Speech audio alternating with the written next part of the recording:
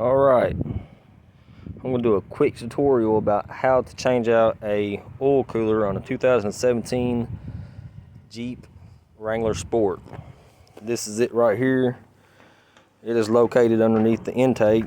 A lot of times the gaskets on here, I don't know if you can see real well, but there's some gaskets, they go bad I guess, and starts leaking, then comes down in between the rear of the engine and the transmission, and you probably think you have a rear seal leaking, but a lot of times it's that.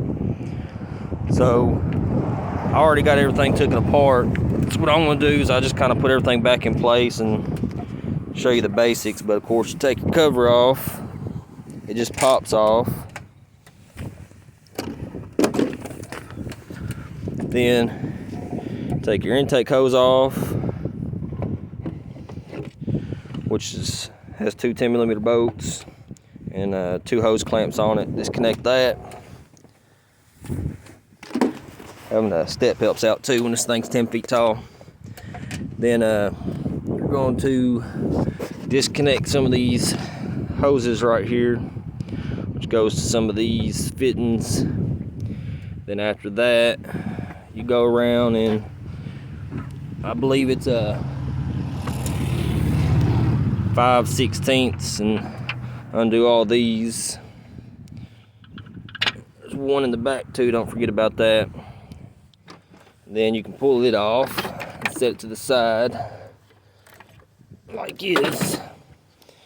Well, before you do it, I forgot, you gotta disconnect two 10mm bolts down here, which goes to this piece, which is mounted to this. And there's another one in the back, which is 13mm bolts on the head. And then you can disconnect it from this and you can move it to the side.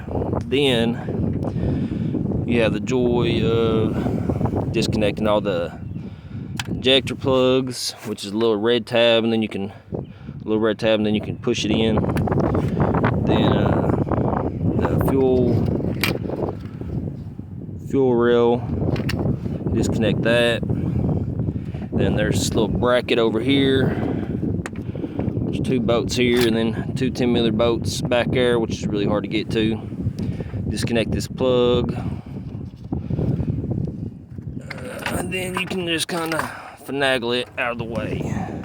Of course, there's bolts there, and around it.